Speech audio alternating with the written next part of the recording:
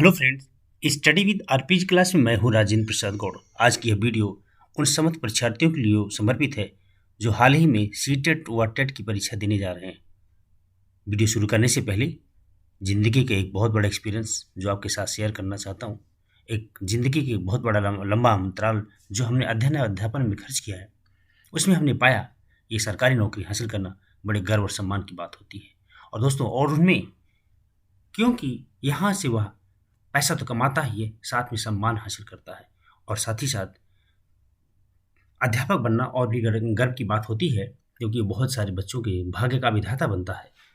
साथ ही आज के समय में प्राइमरी टीचर बनना तो ऐसा एक सुनिश्चित नौकरी मानी जा रही है, क्योंकि कारण यह है अक्सर एक बहुत बड़ी बल्क में, यानी कहने का मतलब एक हैवी क्वांटिटी में प्राइमरी अध्यापक की भर्तियां आया करती हैं समय समय पर।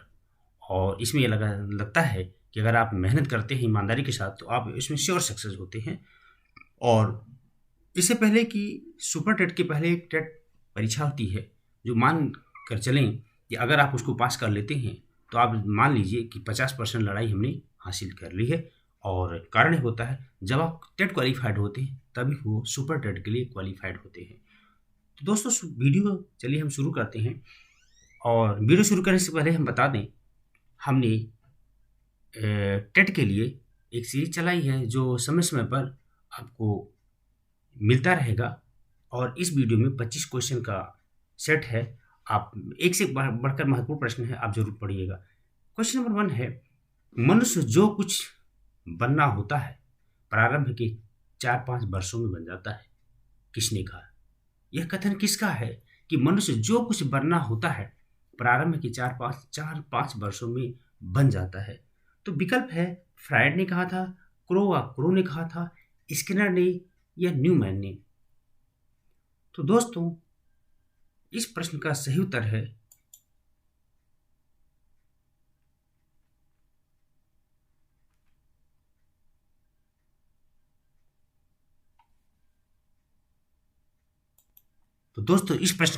फ्रायड ने। यानी फ्रायड ने कहा था मनुष्य जो कुछ बनना होता है प्रारंभ के 4-5 वर्षों में बन जाता है।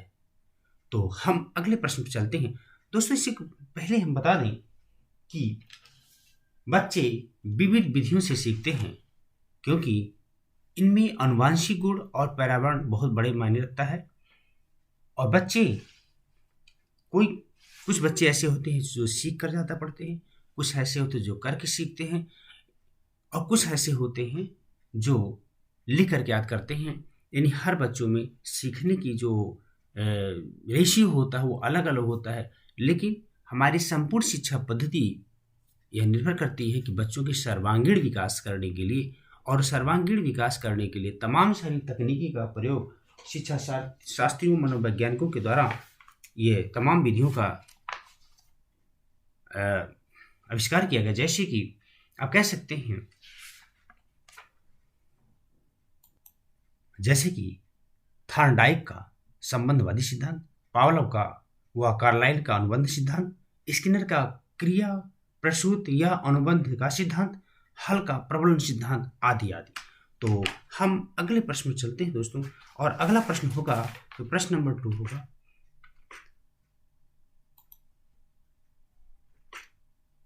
किस अवस्था में मानसिक विकास तीव्र गति से होता है? विकल्प है, किशोरावस्था में, शैशवावस्था में, बाल्यावस्था में, प्रौढ़ावस्था में। तो दोस्तों, इस प्रश्न का सही उत्तर होगा बाल्यावस्था में। यानी बाल्यावस्था में बच्चे का जो मानसिक विकास बहुत तीव्र गति से होता है। हम अगले प्रश्न पर चलते हैं। प्रश्न नंबर 3 होगा कि भारत में मनोविज्ञान की प्रयोगशाला सर्वप्रथम कब स्थापित की गई? 1935 में, 1916 में, 1954 में, या इनमें से कोई नहीं? तो दोस्तों, इस प्रश्न का सही उत्तर होगा 1916 में भारत में मनोविज्ञान की प्रयोगशाला सर्वप्रथम स्थापित की गई। और हम अगले प्रश्न पर चलते हैं। प्रश्न नंबर 4 होगा, कक्षा के अंदर बालकों के अधिगम पर सर्वाधिक प्रभाव दृष्टिगोचर होता है। एक कैसे? कहने का मतलब है कि बच्चे में अधिगम का सर्वाधिक प्रभाव कहाँ दृष्टिगोचर होता है? विकल्प है कक्षा का सामाजिक वातावरण का, कक्षा का मनोवैज्ञानिक वातावरण का, कक्षा का आर्थिक वातावरण का, या कक्षा के अनुशासन का। तो दोस्तों इस प्रश्न का सही उत्तर होगा कि कक्षा का मनोवैज्ञानिक वातावरण जो होता है ये बालक के अधिगम पर सर्वाधिक प्रभाव डालता है। और अगला प्रश्न होगा, किशोरावस्था संघर्ष, आंधी और तूफान की अवस्था है, यह कथन किसका है? दोस्तों यह प्रश्न बहुत बार पूछा जाता है, बार बार पूछा जाता है, इसलिए हमने सेलेक्टेड क्वेश्चन वही रखे हैं जो बार बार पूछे जाते हैं, जो आपको शपथ दिलवा सकते हैं। दोस्तों देखिए, हमने साधारण क्वेश्चन तो हमने इसमें नहीं रखे क्योंकि साधारण क्वेश्चन हर कोई जो भी तैयारी कर रहा हो उतना तैयार कर ही रखता है। तो क्वेश्चन जो यहाँ से बनते हैं ऐसे प्रश्नों का उत्तर हम प्रश्नों का कलेक्शन हमने इसमें किया है। अगला प्रश्न है, फ्रायड द्वारा प्रतिपादित सिद्धांत का क्या नाम है? विकल्प है आत्मीकरण, मनोविश्लेषणात्मक, एनालिटिकल और मूल प्रत्यात्मक या संश्लेषणात्मक। तो इस प्रश्न का सही उत्तर होगा मनोविश्लेषण, एनालिटिकल थियरी। यानी फ्रायड की एनालिटिकल थियरी है, इन्होंने इस मनोविश्लेषण सिद्धांत का प्रतिपादन किया था। और अगला प्रश्न होगा 7, TAT परीक्षण किसका मापन करता है? रुचि का, बुद्धि का, उपलब्धि का या व्यक्तित्व का? तो दोस्तों इस प्रश्न का जो सही उत्तर होगा व्यक्तित्व का। यानी TAT जो परीक्षण होता है बालक के व्यक्तित्व का परीक्षण करता है। और अगला प्रश्न होगा IQ क्या होगा यदि मानसिक आयु और शारीरिक आयु बराबर हो? मतलब अगर शारीरिक और मानसिक आयु बराबर निकलते हैं, उनका एक माना निकलता है, तो ये माना जाएगा कि उसका IQ कितना होगा? 0 होगा, 110 होगा, 100 होगा या 1 होगा। तो दोस्तों इस प्रश्न का जो सही उत्तर होगा 100। यानी कहने का मतलब है यदि IQ किसी बालक की IQ मानसिक आयु और शारीरिक आयु यानी एक्चुअल जो एज है और जो मेंटल एज है अगर इक्वल आते हैं तो उसका माना जाएगा IQ 100 है। दोस्तों अगला प्रश्न है, जब एक ही कक्षा को 2 या 2 से अधिक शिक्षक पढ़ाते हों तो यह कहलाता है, क्या कहलाएगा? जब एक ही कक्षा को 2 या 2 से अधिक शिक्षक पढ़ाते हों तो यह क्या कहलाएगा? विकल्प है सूक्ष्म शिक्षण, प्रत्यक्ष शिक्षण, अनुदेशन, दल शिक्षण। तो दोस्तों इस प्रश्न का जो सही उत्तर होगा वो है सूक्ष्म शिक्षण कहलाता है। यदि एक ही कक्षा को 2 या 2 से अधिक शिक्षक पढ़ाते हैं तो इसको सूक्ष्म शिक्षण यानी माइक्रो टीचिंग कहा जाता है। और अगला प्रश्न होगा, प्रश्न नंबर 10 होगा, पाठ को पढ़ाने से पूर्व किसका ज्ञान प्राप्त कर लेना आवश्यक होता है? यानी जब कोई टीचर अगर क्लास में पढ़ाने जाता है तो उसको सबसे पहले किसका अध्ययन कर लेना आवश्यक होता है? और विकल्प है संबंधित पाठ के उद्देश्य का, संबंधित पाठ की शिक्षण विधियों का, संबंधित पाठ की प्रश्न बैंक का और उपयुक्त विषय कोई नहीं। तो दोस्तों इस प्रश्न का जो सही उत्तर होगा संबंधित पाठ के उद्देश्य का। कहने का मतलब है जब कोई अध्यापक कक्षा में बच्चों को पढ़ाने जाता है उससे पहले उस अध्यापक को ये मालूम होना चाहिए जो पाठ हम पढ़ाने जा रहे हैं आखिर इसका उद्देश्य क्या है और यह बच्चों में कहाँ तक उनके उद्देश्य की सिद्धि में सहायक हो सकता है, तो यह जान लेना आवश्यक होता है। और प्रश्न नंबर 11 है, शिक्षण प्रतिमान की प्रकृति होती है। यानी शिक्षण प्रतिमान जो टीचिंग होती है इसकी नेचर कैसी होती है? क्या वो मनोवैज्ञानिक होता है, क्या वो वैज्ञानिक होता है, अवैज्ञानिक होता है या अमनोवैज्ञानिक होता है? तो दोस्तों इस प्रश्न का जो सही उत्तर है वैज्ञानिक। यानी शिक्षण प्रतिमान की प्रकृति वैज्ञानिक होती है, साइंटिफिकल होती है। तो क्वेश्चन नंबर 12 है, लिखना पढ़ने से पूर्व सीखना चाहिए, यह कथन किसका है?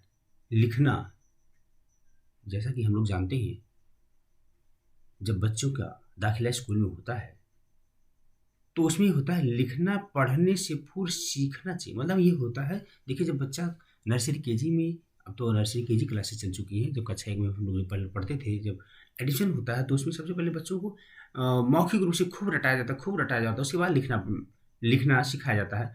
तो कहने का मतलब है ये प्रश्न यही है कि लिखना पढ़ने से पूर्व सीखना चाहिए, यह कथन किसका है? क्या फ्रोबेल का है, क्या ये हेलन पार्कहर्स्ट का है, क्या लेडी मॉन्टेसरी का है या डाल्टन का? तो दोस्तों इस प्रश्न का जो सही उत्तर होगा लेडी मॉन्टेसरी ने कहा था कि लिखना पढ़ने से पूर्व सीखना चाहिए। और हम अगले प्रश्न पर चलते हैं। प्रश्न नंबर 13 होगा, वह कौन सी विधि है जिसमें किसी वस्तु या तथ्य के घटकों को विभाजित कर लिया जाता है? यानी कौन सी ऐसी सिस्टम है, टेक्नोलॉजी है, टेक्निक है जिसमें किसी टर्म को उसको जब हम पढ़ाने जाते हैं उसको तथ्य के घटकों में, यानी उसको कई फैक्ट में डिवाइड कर लिया जाता है? या खोज विधि में, व्याख्यान विधि में, संश्लेषण विधि यानी सिंथेटिक, और यह विश्लेषण एनालिटिकल में होता है? तो दोस्तों इस प्रश्न का जो सही उत्तर होगा वो विश्लेषण विधि में होता है कि किसी वस्तु या तथ्य को, फैक्ट को कई फैक्टों में, उसको घटकों में तोड़ लिया जाता है जिससे हमारा प्रभावी टीचिंग हो सके। और प्रश्न नंबर 14 है, ये बड़ा ही महत्वपूर्ण प्रश्न है। हम तो कहते हैं जब भी चाहे सीटेट हो चाहे टेट हो या अन्य की परीक्षाएं, जो शिक्षक से संबंधित परीक्षाएं, भर्ती परीक्षा होती है, उसमें जीन पियाजे से संबंधित जरूर एक नहीं दोस्तों कम से कम 2 से 3 प्रश्न पूछे जाते हैं और आप जरूर इसको याद कर लेंगे। प्रश्न है, पियाजे के अनुसार संज्ञानात्मक यानी कॉग्निटिव जो बाल विकास की कितनी अवस्थाएं होती हैं? 3 अवस्थाएं, 4 अवस्थाएं, 5 अवस्थाएं या 6 अवस्थाएं? तो दोस्तों इस प्रश्न की जो सही उत्तर है 4 अवस्थाएं। जीन पियाजे ने कॉग्निटिव थियरी के अंतर्गत उन्होंने बाल विकास की 4 अवस्थाएं बताई हैं। तो दोस्तों हम अगले प्रश्न पर चलते हैं। प्रश्न 15 होगा, वह कौन सा सीखना अस्थायी होता है? जैसा कि दोस्तों हम जानते हैं बच्चे जो सीखते हैं वह है सर्वाधिक 37% वो करके सीखते हैं, लिखकर 30% सीखते हैं। तो यहाँ जो प्रश्न है, कौन सा सीखना स्थायी होता है? सुनकर, रटकर, समझकर या लिखकर? तो इस प्रश्न का सही उत्तर है समझकर। इन्हीं बच्चे से समझ करके पढ़ते हैं तो उसका जो की सीखा हुआ सामग्री होता है वो अस्थायी होता है। इन्हीं कहा जाता है कि 37% जो होता है बच्चे वो सीखते हैं, करके सीखते। इस पर एक प्राचीन कहावत है, मैंने सुना और मैं भूल गया, मैंने देखा और मुझे याद रहा, मैंने किया और मैं समझ गया। तो यहाँ पर ये फैक्ट्स लागू होता है। और हम अगले प्रश्न पे चलते हैं। प्रश्न नंबर 16 हुआ, सीखने का क्लासिकल कंडीशनल सिद्धांत किसने प्रतिपादित किया था? विकल्प है स्किनर, पावलोव, थॉर्नडाइक, कोहलबर्ग। तो दोस्तों इस प्रश्न का जो सही उत्तर होगा वो है पावलोव ने। पावलोव ने सीखने क्लासिकल कंडीशनल थियरी, ये बहुत पूछा जाता है कि ये क्लासिकल कंडीशन थियरी किस शिक्षा शास्त्री का, शिक्षा मनोवैज्ञानिक का है? तो दोस्तों इस प्रश्न का सही उत्तर है पावलोव। दोस्तों आपसे निवेदन है कि अगर आप हमारी वीडियो पर नए हों तो प्लीज़ सब्सक्राइब करना ना भूलें और साथ ही साथ आप ज़रूर कमेंट करें ये वीडियो आपको कैसी लगी, और साथ ही हमें प्रेरित करते रहें और ऐसी वीडियो हम आपके साथ, इससे अच्छी से अच्छी वीडियो हम आपके साथ लेकर के उपस्थित हो सके। हमारा अगला प्रश्न है, प्रश्न 17 है, शिक्षा में फ्राबेल का महत्वपूर्ण योगदान है। फ्राबेल शिक्षा in the field of education में फ्राबेल का कितना बड़ा कंट्रीब्यूशन है? तो लैटिन स्कूल का, पब्लिक स्कूल का, किंडरगार्टन जिसको हम केजी बोलते हैं, या व्यावसायिक स्कूल का? तो दोस्तों इस प्रश्न का सही उत्तर होगा किंडरगार्टन, यानी जिसको हम केजी बोलते हैं। और इस शिक्षा पद्धति को डेवलप करने में उसको फ्राबेल का सबसे बड़ा योगदान होता है। और प्रश्न नंबर 18 होगा, सीखना व्यवहार में उत्तरोत्तर सामंजस्य की प्रक्रिया है, किसका कथन है? कोहलर का, क्रो का, पियाजे का, व स्किनर का? तो दोस्तों यह जो इसका सही उत्तर होगा स्किनर, यानी स्किनर ने सीखने के व्यवहार में उत्तरोत्तर सामंजस्य की प्रक्रिया कहा था। और हम अगले प्रश्न पर चलते हैं। स्किनर एक बड़े ही महत्वपूर्ण शिक्षा शास्त्री जिनका हम अलग से इसके बारे में अध्ययन करेंगे। इन्होंने कई सारे सीखने के बारे में कई सारी थ्योरी दी है और हम उसी का अध्ययन करते हैं, और हम अगली वीडियो में इसके बारे में डिस्क्रिप्टिव अध्ययन करेंगे दोस्तों। और प्रश्न नंबर 19 है कि 6 से 10 वर्ष की अवस्था में बालक रुचि लेना प्रारंभ करते हैं, यानी जो हमारी शिक्षा की आयु मानी जाती है 6 से 10 वर्ष की, जब बच्चा शुरू में स्कूल में दाखिला होता है, उसका एडमिशन होता है, तो बच्चा सबसे पहले किसमें रुचि लेता है? यौन संबंध में, विद्यालय में, मानव शरीर में या धर्म में? तो इस प्रश्न का सही उत्तर होगा विद्यालय में। कहने का मतलब होता है दोस्तों जब हमारे पास पड़ोस में बच्चे 6 से 10 वर्ष की उम्र में होते हैं, कोई बच्चा पढ़ने आता है, तो उनका भी बड़ा मन करता है हम भी स्कूल जाएँ। उनको वहाँ बड़ा अच्छा लगता है क्योंकि एक नया एटमॉस्फेयर में प्रवेश करता है, वहाँ जाकर देखता है, बड़ा एक्साइट होता है। यानी शुरू में वह विद्यालय में बड़ी रुचि रखता है, माँ-बाप मम्मी-पापा से कहता है हम भी पढ़ने जाएँगे, हमको पेंसिल चाहिए, हमको हमको कॉपी चाहिए। तो ये दोस्तों ये सीखने की अवस्था जो प्रारंभिक अवस्था होती है, इसमें बच्चे बहुत रुचि लेते हैं विद्यालय में। और हमारा अगला प्रश्न होगा 20 कि बेसिक शिक्षा प्रणाली में भाषा किस माध्यम से दी जाती है? यानी जो हमारे बेसिक एजुकेशन सिस्टम है, उसमें जो शिक्षा का माध्यम है, वो क्या होना चाहिए? हस्त कौशल, प्राकृतिक पर्यावरण, सामाजिक पर्यावरण या उपयुक्त सभी?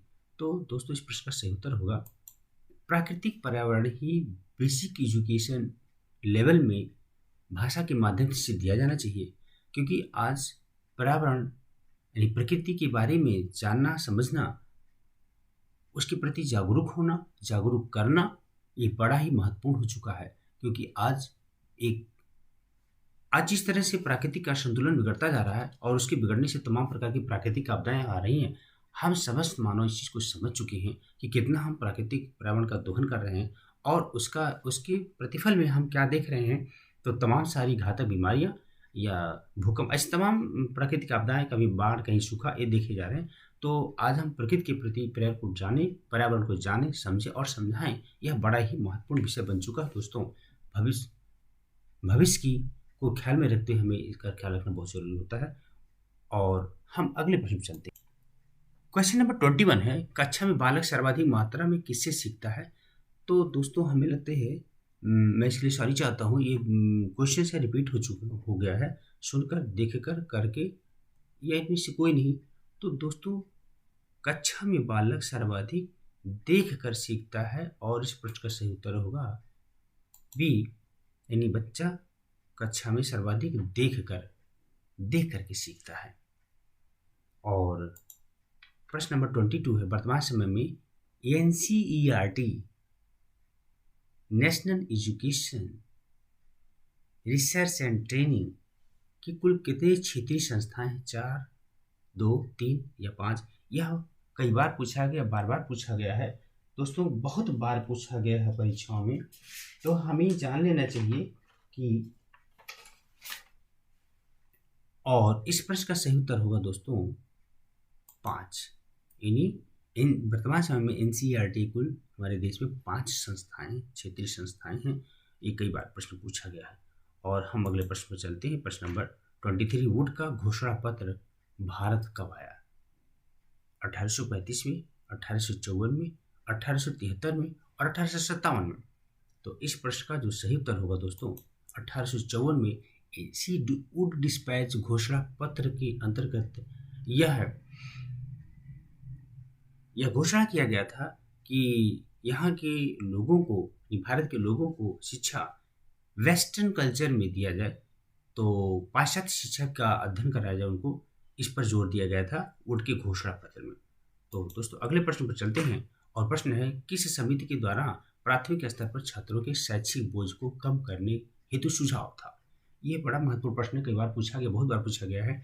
यानी आज जो एक बड़ा ही प्रासंगिक विषय बन गया है कि आज दिन प्रतिदिन बच्चों के बैग का बोझ बढ़ता जा रहा है, उसका एक साइड इफेक्ट बच्चों में देखा जा रहा है। और इसको हमारे शिक्षा शास्त्री भी समझ रहे हैं और बीच बीच में अपना सुझाव भी प्रस्तुत कर रहे हैं। तो इसमें एक सुझाव ये भी था कि आखिर किस समिति के द्वारा ये सुझाव दिया गया था कि बच्चों के जो बैग का बोझ है वो कम किया जाए। इसके लिए विकल्प है हरटांग समिति, ताराचंद समिति, यशपाल समिति और संपूर्णानंद समिति। तो दोस्तों इस प्रश्न का सही उत्तर होगा यशपाल समिति का सुझाव था कि बच्चों की जो बोझ है वह कम किया जाए और जिससे उनके फिजिकल पर कोई साइड इफेक्ट ना पड़ने पाए। और हम नेक्स्ट क्वेश्चन पर चलते हैं। क्वेश्चन नंबर 25 दोस्तों इस वीडियो का और लास्ट क्वेश्चन है। एक बार पुनः हम आपसे निवेदन करना चाहते हैं, प्लीज़ हमारे चैनल को जरूर सब्सक्राइब करें और यह कमेंट करें कि आपको क्वेश्चन का लेवल कैसा लगा, और साथ ही साथ से आपसे निवेदन है कि हमारी वीडियो को बराबर देखते रहिएगा, क्योंकि समय समय पर हमारी कोशिश होगी प्रतिदिन मैं ऐसे 25 प्रश्नों का सीरीज आपके सामने लाता रहूँगा और इससे आपको ज़रूर फ़ायदा मिलेगा। ऐसा हमारी मान्यता है। प्रश्न है, विश्वविद्यालय अनुदान आयोग यानी यूजीसी की स्थापना का वही विकल्प है 1929 में, 1917 में, 1952, 1953 में। तो दोस्तों इस प्रश्न का जो सही उत्तर है 1953 में यूजीसी यूनिवर्सिटी ग्रांट कमीशन की स्थापना हुई थी। तो दोस्तों थैंक्स फॉर वॉचिंग। जय हिंद, जय भारत।